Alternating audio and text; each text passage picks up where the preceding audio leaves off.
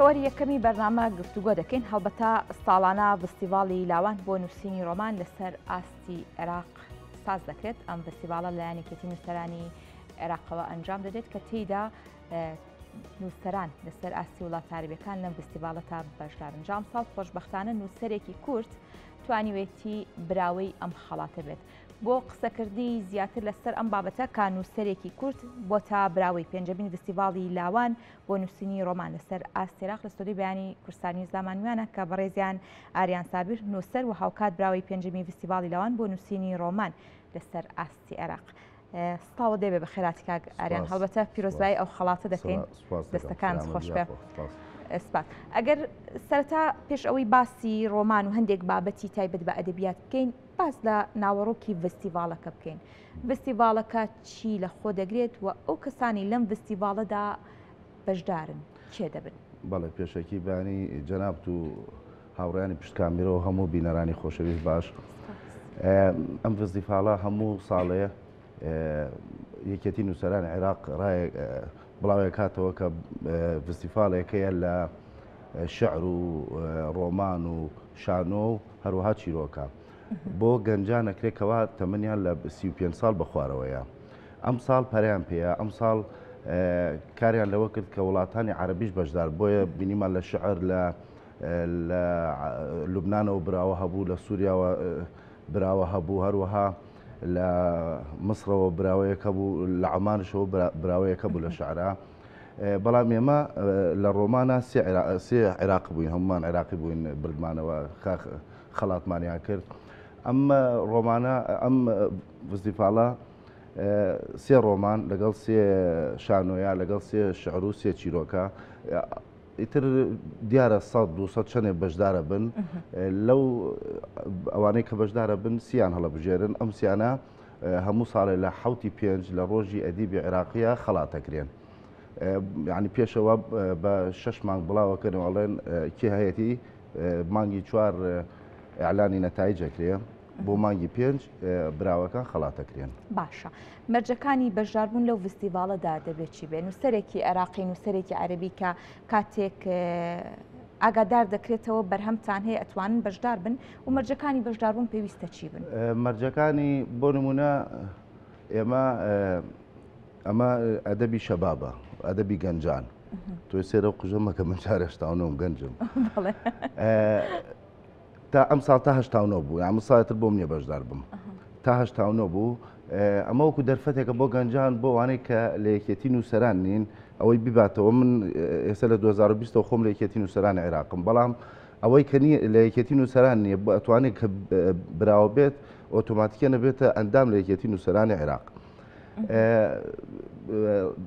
مەرجەکان بۆ نمونە کە ئەعلانەکرێ کێ شعری کتێبی حاضر کردووە لە شەعرا بەیان شانۆ ئەو 4 بابەتە ئەتوانێت بینێرێ بۆ یەکێتی نووسەران و هەروها تەمەنی لە 36 ساڵ تێپەڕانی 88 بۆ ئەم ساڵ بڵێن 89 قبول نەکرد، بەس 89 وەکو دەرفەتێکە بۆ گەنجەکان. ئیتر چی وڵاتی بێت کێشیانە بەس بۆ دڵنیابوون لە تەمەنی ئەبێ جوازەکەی بنێرێ وێنەیە لە جوازەکەی بۆ عێراقی هەر کارتی نیشتیمانی بێت کێشەی نییە. خەڵاتەکانش خەڵاتی مادی هەیە و هەروەها ئەم ساڵ چەند خەڵاتێک تریان وەکو بۆ نمونە وێنەیەکی بەدرشاک ئەم ساڵ بەناو بەدرشاکر سەیابەوە بوو. فستیڤاڵە جوان کرا لە بەغدا لە 7/5 لە مەسرحی ڕەشید لەوێ بەشدار بووین، خەڵاتمانیان کرد. چەند مەرجێکیان داناوە بۆ نمونە لە زمانی عەرەبیدا ئەبێ بە زمانێکی سادە بنووسێ، عەرەبی بێ. چەند ڕێنمایەکەی خۆیان عنی هەر مؤسسەیەک ئەبێ ئەو ڕێنمایەکان کەس تێپەڕی نەکات، بۆیە چەند مەرجێکیان داناوە بەو مەرجێ لە ئەوەی کە بەشدارە بێ بۆ هەیە بەشدار بێ، بەڵامی تر سییان هەر لە هەر بەشێک سێ کەس هەڵەبژێر وەکو براوە. باش، هەڵبەتە دوایی باز لە نووسینەکان دەکەین بە زمانی عەرەبی. بەرلەوە دەمەوێت هەر لە فستیڤاڵەکە بمێنینەوە ئەو وڵاتانی کە بەشداریان کردو بە دیاریکراوی کام وڵاتانە بوون. خۆی وڵات نەبوون لەبەرەوەی گەنج بوون. ئێستش بزانم ڕۆ ئێمە لە زەمەنی سۆشیال میدیاین. ئەو من خۆم لە مصر 4 ساڵ پێش ئێستا خەڵاتێکم بردەوە کورتە چیرۆکێ بەشدار بووم، چکۆ ئەمڕۆ تۆ ئەنتەرنێتە مەلەفێکە بە PDF نێریتەوە بەشدارە بی، زۆر ئاسان بووەتەوە ئەمڕۆ بەشدار بوون. بۆیە ئەوەی کە لە لوبنانەوە بەشدار بووە بە ئەتەرنێت نردوێتی بەشدار بووە ئەوەی لە سووریا و هەمان ئێمە چۆن خۆمان وەکو گەنجان ئەمڕۆ هەمومان گروپمانەیە ئەو گروپێ لە ئەزانی لە چی وڵاتێک پێشبڕکی هەیە لە چی وڵاتێک فستیفاڵێک هەیە لە چی وڵاتێک ئەیانەوەی کێ بەشدارە ئەڵێن بینیێنە چیتانەیە بۆمان بۆیە ئەمڕۆ زۆر ئاسان بۆتەوە ینی ژیان وای هاتووە هەمووی وەکو چۆنڵێن لادەیەکی بچووکی لە هاتووە زۆر ئاسانە بەشدار بوون وتمان بڵاوەکرێتەوە وەڵی کێ شتی حازرە بینێرە بۆمان ئامادەی کردووە بەتەنێت ئەوەی لە وڵات لە عێراق نێتوانێت بانتەرنێت ئەوەیشی لە عێراقەژێ ئەتوانێت خۆی بیبا بۆ یەکێتی نووسەرە یان خۆت بە ئێستا ئەو دیلیڤەری و تەوسیلاتوە خۆت ناوێ ئاکێت ناو زەرفێکەوە خۆیانەی کارەکەی ئاسانتر کردووە باشە کاگاریان دەمەوە بزانم بەشداری بوونی نووسەرانی کورد لەم فستیڤاڵانەدا تا چەندە گرنگە و تا چەندە جێی بایەخە و پێویستە نووسەرانی کورد هەنگاوی بۆ بنێن هۆی کێشەکەمە بۆ کوردی نییە بەس عەرەبیە ڕاستە بەڕێزیشتان لە ناوچەدا بڕێنراوە ئێمە بەڵێ لە ناوچەدا بڕاوەکان بۆ بە حکمیەوەی کە خوێندنمان بە عەرەبی بووە و اختلااتمان لەگەڵ عەرەبەکان و تورکمانەوەی تر زمانی عەرەبیمان باشە بۆ ئەوەش دەرفەتێکە بۆ نووسین بۆ نمونە من خۆم عەرەبی ئەنووسم و خۆم کردم و بڕوانامەی زمانی تورکیمەیە یعنی ئەمسێ کللتورە یارمەتیمیدا بەڕاستی بۆ نووسین تۆ لە سێ کللتور تێگەشتویتە ئەخوێنیتەوە یارمەتی دەرە بۆ ئێمە زۆرمانەیە بۆ نمونە لە خانەقین هەمانە بە عەرەبیە نووسن لە دووس دە کەرکووک هەمانە نووسەری گەورە گەورەمانەیە بۆ نمونە زۆتی داوەدیمانە بوو لە دووسدا جەماعی کەرکووک بەناو ئەبرێکە ئەوانەی یەکێتی نووسەرای عێراق خۆیان دایەنا کوردمان هەبووە و هەشمانە ئێستا بەڵام بۆ ئەم هینە حەقانیە لە کورد و عەرەب و تورکمان ئەبێ بەرهەمەکەت بە زمانی عەرەبی بێگەر نووسەرێکی کوردیش بێ دەتوانێت بەرهەمەکەی بکاتە زمانی عەرەبی و بەشدار بێ ئەبێ خۆی بینوسێ نە وەرگێر ئەبێ خۆی بە زمانی عەرەبی و بەڵێ پیان بەشدار بێ لەو پێشبڕکێ یانی بۆ نمونە نووسەرێکی کورد کە کتێبەکەی بە زمانی کوردی نووسی وە دوایی بیکاتە زمانی عەرەبی ناتوانێت بەشدار بێ کێیکە خۆیکە ئەگەر خۆی بیکە ئەگە خۆی بزانێەوە زان چۆسێکیسە من ڕۆمانی کوردیم نووسیوە من ڕۆمانی کوردی نووسیوە یەکەم بەرهەمی کوردیمە لەوانەیە بەئیزنی خوا ئەم مانگەی ئەممانی داهاتوو چاپەکرێت تەواو بووە ئەو ڕۆمانە کاتێ نووسیم تەواو دەرچوم لەمانە من کاتە ڕۆمانی عەرەبیە نووسم بە عەرەبی بیرەکەمەوە بە عەرەبی قسە ئەکەم لەگەڵ خۆمە هاو دەنگێکی لەناو هەر مرۆڤێت دەنگێکەیە لەگەڵ خۆتا قساگەی ئەوە ئەبێت عەرەبی کە ڕۆمانی عەرەبیە نووسم شەوان ئەو ئەکتەرانم کە هەیە ئەو شخصیاتانە چۆن سراح هەیە لە ناویانە خێر و شەڕ و حیوارەکان گفتوگۆ ئەوەی هەیە لە ناو ڕۆمانەکە بە عەرەبیە لای من تا ڕۆمانەکە تەواو بێ کارێک کوردیەکەم هەمووی ئیسە من ئەو ڕۆمانێکە بە کوردی نووسیمە ناتوان بیکە بە عەرەبی خۆم ناتوان خۆم بە کوردی نووسیمە ناتوان بیکە بە عەرەبی بۆ چکو من هەست و ئەوەی کە هەمووی بە کوردی بووە بە عەرەبی نەبووە بەڵام ئەمە ناتوان بکەمە کوردی چکۆم بە عەرەبی بیرم کردوێتەوە بۆیە نووسەر خۆی زەحمەت نییە بەڵام وەکو ئەسڵەکە نابێ ئەوە بۆ شعر بۆ نمونە شعر کفرە ئەڵێن هەر چەند کەسێکی کە ڕەخنەگرن ئەڵێن کفرە شعر تەرجەمە بکرێتەوە کفرە چونکە تۆ معناکەی تەواو فڕێ معنای نامێنە شعر تۆ شعرێ لە ئینگلیزیەوە لە فەڕەنسیەوە بیکەیتە کوردی بیکەیتە عەرەبی ئەو معنای خۆی نادا ڕاستە تۆ تەرجمەی حرفیەکەی ڕۆمان ئەتوانی بەڵام خۆی نووسەر ناتوانێت بیکە زەحمەتە ئەوە ئیش وەرگێر بۆ ئەو ئەرکە بۆ ئەرکی وەرگێر بەجێ تەرجەمەی هەر کارێک لە نووسیری زەحمەتترە ئەبێت تۆ دوو ڕۆحتەبێ من کاتێ نووسم یەک ڕۆحمەیە لەگەڵ هەر شخصێک ئەوە ئافرەتە ئەوە شێتە ئەوە سەرۆک وەزیرانە ئەوە خاوەندە سەڵاتە هەرێکی و خۆت ئەژەی لەگەڵیانە بەڵام ئەوەی کە تەرجەمەیە کاتەوە ئەبێ دوو ڕوحی هەبێ هەم ڕۆحەکەی تۆ هەم ڕۆح خۆی بیکات کەلتور و هەنێک بابەت و هەموو کەسێ ناکرێت بە هەموو کەس باشە بەخشینی ئەم خەڵاتە تا چەندە کاریگەری لەسەر نووسەری نووسەران دەبێت وەڵا بێگومان خۆی شتێکی معنەویە هەروەها ناوش بۆ ناو تا مردنێ ئەوە ئەمێنێ بە ناومانەوە تەواو منش بە خۆش بە حاڵێەوە کە یەکەم کورد بووم ئەو خەڵاتم بردەوە بەڕاستی من شانازی بەواکەم لە دوای نوێم کتێبە من نوێم کتێب ما بەشداریم کرد ئینجاوم بردەوە باشە وەک خۆت وتت بە سەرسیمامان مەڕوانە لە کۆتاییەکان ناتوانیم لە تەمەنی 34 ساڵی نزیک بوویتەوە لە 35 توانیتە بەشدار بیت یعنی گرنگە ئەوەیە کە لە کۆتاییەکانیشە خەڵاتەکەت بەدەستێناوە جا لەوە دەمەوێت لەسەر نووسینەکان قسە بکەین بۆچی هەتا ئیستا بە زمانی عەرەبی نووسیوتە وەکو باست کرد تەنها یەکدانە من ئەم کتێبە کە بردیەوە ئەمە نیازە بووم بەشدار بم بەڵام من هەموو ساڵێ لە یەکێتی نووسەران چاپەکەین ئەوان بڵاو کراوەیان باشە بۆ هەموو معرەزەکان بەشداریە بن پێشەنگای نێودەوڵەتێکان کە ئەم ساڵ ویستم بەشدار بووم وتیان تۆ 2 ساڵ ئەم ساڵ بڕارێکیان دەوتی ئەوەی کە پار کتێبیان چاپ کردووە لامان ئەم ساڵ نایکە بۆیان بۆی دەرفەت بدەین بە نووسەرانی تر کتێبیان بۆ چاپ بکەین هەرچەند بە یعنی بە نیوەیشە ئەوە نییە بۆ خۆیان بیکەن سێرم کردە ماوەتم با بەشدار بووم یعنی ئەوە نەبوو خۆم ئەمە یەکەم جارە بەشدار بووم و پلەیسێ مشێنەوە پرسیارەکە چی بودوایەوە کەواتە با من هەر لەسەر ناوەڕۆکی کتێبەکە پرسیارکەم دایەوە پرسیارە دووبارە دەکەمەوە ناوەڕۆکی و کتێبەی کە خەڵاتەکەت پێ بردەوە و پێ بەدەستێنا خۆی لە چیدا دەبینێتەوە باز لە چی دەکا خۆی هەموو کارێ نامەیەکی تێدایە بۆیە ئەم کتێبم ناتوانم ئێستا باسیکەم وەکو فیلمێ باس کرد تامی نامێنێتەوە بۆ خوێنەری ئەمە لە ساڵی 1970 و 1970 هاتووە تاکو 2009 بۆیە چەند فەلسفەی نووسەر ئەبێ کار لە فەلسفە بکە فەلسفە بخوێنێتەوە بزانێت چی ئەوێ کاتی ئەنووسێ لەوانەیە خوێنەرێکی سادەمە یان هەرچی کتێبە بخوێنێتەوە نەزانێ نووسەر مەبەستی چێنەوە قسەی من ئەمە باسی دین و سیاست و هەموو شتێم کردو بەڵام بە مباشری باسم نەکردووە فەلسفەی تێدایە تۆزەیە هەروەها من حەزەکەم ئەدەبی جادە بنووسم ئەو شێتەکان کە لە جادەن ئەو ئافرەتێ لەش فرۆشەکان بڵێن ئەو سوالکەرانە کە لە جادەن ئەوانە هەردانەیەکیان فیلمێکە هەردارێکیان چیرۆکێکی لە پشتەوەیە بۆچی چی وای لێ کردۆ بێتە سەر جادە چی وای لێ کردو ئەو ژیانە بژێ کەس ئەوەی ناوێ هەمووی حەزەکە ماڵێکی هەبێ مناڵی هەبێ بەڵام هەرێک لەوانە و چیرۆکێکی ئەو چیرۆکانە شاراون من لێرە کارم لەوە کردووە کە لە فندقێکە لە بەغا ئافرەتێ بە فلاشباک چۆن باسی ژیانی خۆی دەکا چۆن نیزامی حکومە گۆڕێ لە عێراقا لە نەوەتەکانەوە بە برسێتی هێنایە لە 2023 هەموو شتێ گۆڕێ دوای 2023 چی بەسەر ئەم وڵاتە دێ و چی بەسەر خۆیان دێ چکە ئێمە هەموو تاکی ئێمە وڵاتێکین لە ناخمانە وڵاتێکەیە ئەو وڵاتە وڵات ئارام بێ ئێمە ئارامین وڵات ئارام نەبێ ئێمەش تەواو بین بۆیە ئەو ئافرەتە ژیانی گۆڕا بەڵام چۆن گۆڕاوەدتر ناو ڕۆمانەکەی بخوێنە خۆی بزانێت بۆ خوێنەری جێبێڵی باشە بێ مۆستەر هەمان و پرسیارێکەوە پێشتر کردم بۆچی هەتا ئێستا جگەلەوەی کە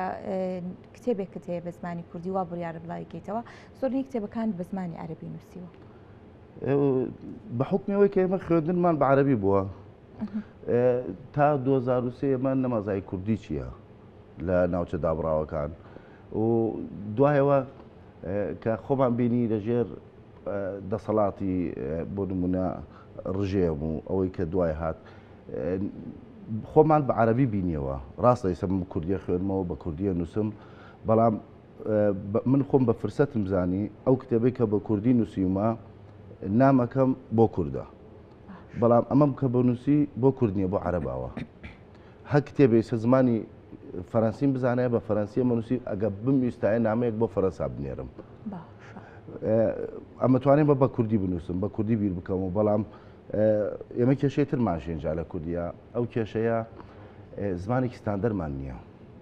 ئێمە بۆ نمونە بادینی لەگە سۆرانیە جیاوازە یعنی تۆ بڕواکە ئێستا ئێمە کتێبی کوردیمانەیە تەرجەمە کراوە لە بادینەوە بۆ سۆرانی ئێمە پێویستمان وەکو زمانی کوردی پێویستمان بە کۆنگرەیەکە بۆەوەی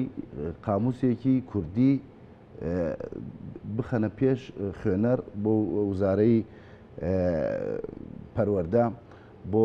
وزارەی ڕۆشنبیری ئەبێ کار لەسەر ئەوە بکەن زمانێکی ستاندەردمانە بێ ئەو زمانە کاری پێ بکرێ ئیتر وشەکانی نیوەی بادینیە نیوەی سۆرانیە هەرچی بێ کێشەمان نییە بەڵام ئەبێ شتێ بێت خوێنەر بزانێت ئێستا تۆ واقع باسکە من و تۆ لەوانەیە نەتوانین دوو لاپەڕەی کتێبێکی بادینی بخوێنەوە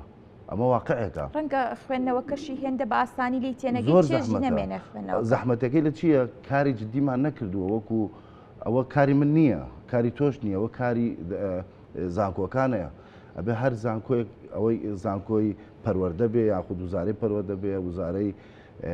ڕۆژنبیری کار لەسەر ئەوە بکەن،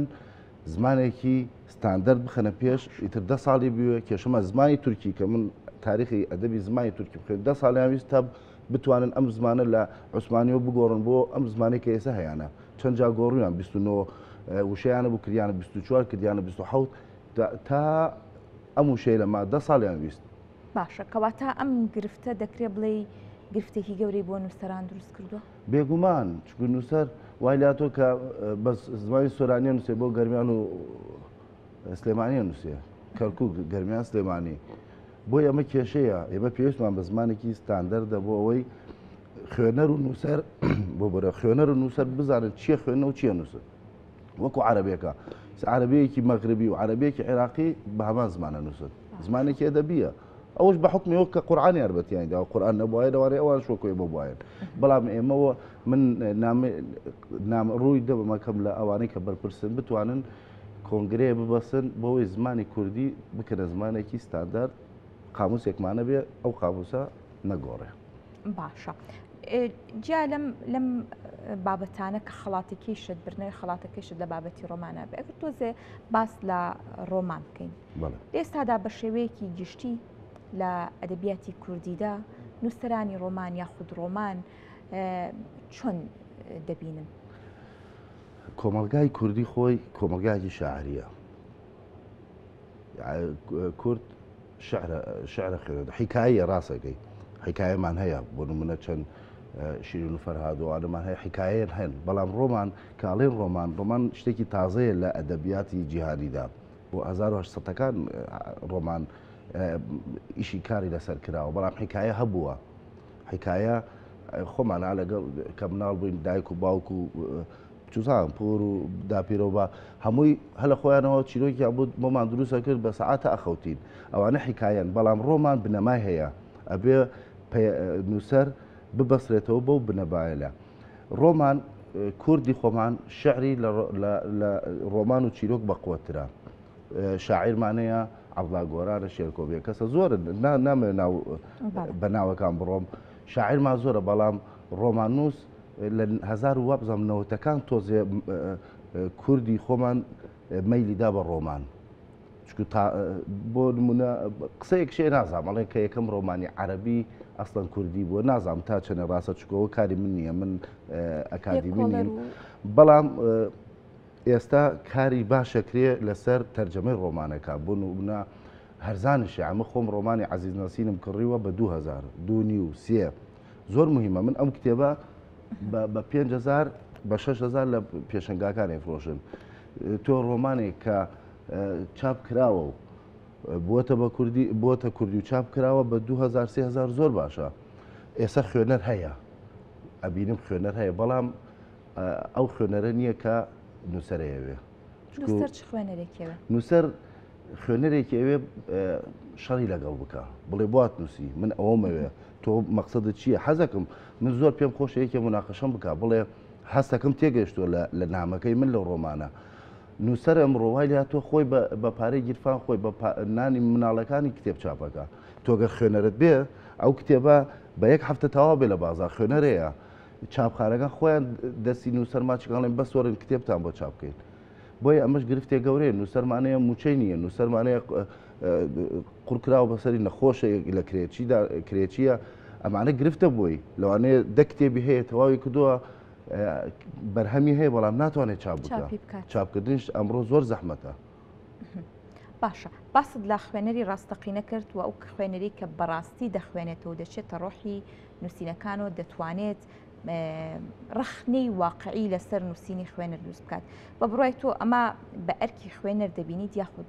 ئەرکی ڕخنەگر؟ ڕخنەگەریش هەردووکیانە. من بەڕای خۆم کاتی ئەنووسم بیر لە ڕخنەگر ناکەمەوە. ئەوەی گرنگ کەلام خوێنەرە. خوێنەر ڕازی بوو لە من با ڕخنەگر هەڕازی نەبێت کێشەم نییە. چکە تۆ ڕەخنەگەر بەش خۆی ڕۆشنبیری هەیە ئەزانێت چێکاوچێوەیە کێشەی من خەڵکە خوێنەرە من ئەمەوێ ئەو ڕۆشنبیر بکەمەوە یاخود ئەو نامەی کە هەمە ئەمەوێ بیگەێنمە ئەوانە نامێ بیگەێنمە ڕەخنەگەر من کاتێک کە خوێنەرم هەبوو ڕەخنەگەرم ژەبێ وای لە هاتوو ئەمڕۆ ڕەخنەگەر من نازانم چکو تایسە کتێبی کوردیم نییە باسی ڕەخنەگەری کورد ناکەم بەڵام لە عەرەب بڕوات بێ وای لە هاتووە بە 25,000 ئەتوان بتکەنە پێغەمبەر بە 25,000 دینار عێراقی لەسەر تەنووسن و لە باشترین جەریدەش بڵاوتەکەنەوە بەڵام ڕەخنەگرش هەیە بۆ نمونە من کتێبێکمێ لە ستوکەمایە دەعون فازڵ سامر لەسەری نووسی تەمەنی 89 ساڵ بەسەرەوەیە ناتوە هەموو کتێبێکش ناخوێن لە جەریدەی جێدەیەکی لەندەنی بڵاوی کردەوە من شۆک بووم کاتێ بینیم ئەو کابرایە هەموو کتێبێنە بن سەربەرزم بوو ئەوە شەهادەیەکە لای خۆم دارم تا مردن ئەڵێم فڵان کەسە سەر نووسێتی بەڵام کاتێ من بە 100,000 و بە 25,000 فەرموو لەسرم بنووسن ئەمە تۆ هیچ نەکرد خۆت کڕی بە پارە دەستەکان خۆش بێ هەڵبەتە کێشەکانی نووسەر زۆرن بەڵام خۆشبەختانە لە نێو ئەم هەموو کێشە و جەنجاڵی نووسەر وەرگرتنی خەڵاتێک مەزنی خۆی هەیە دووبارە پیرۆزت بێ کاگاریان زۆر سپاس بۆ بەڕێستان بۆی کە لە بەشی یەکەین بەرنامەی بەیانی کورسات نیوز سلامان بەشدار بووی زۆر سپاس بۆ ئاریان سابر نووسەر و هەروەها براوی پێنجەمین فستیڤاڵی لاوان بۆ نووسینی ڕۆمان لەسەر ئاستی عێراق دووبارە سپاس بۆ بەڕێستان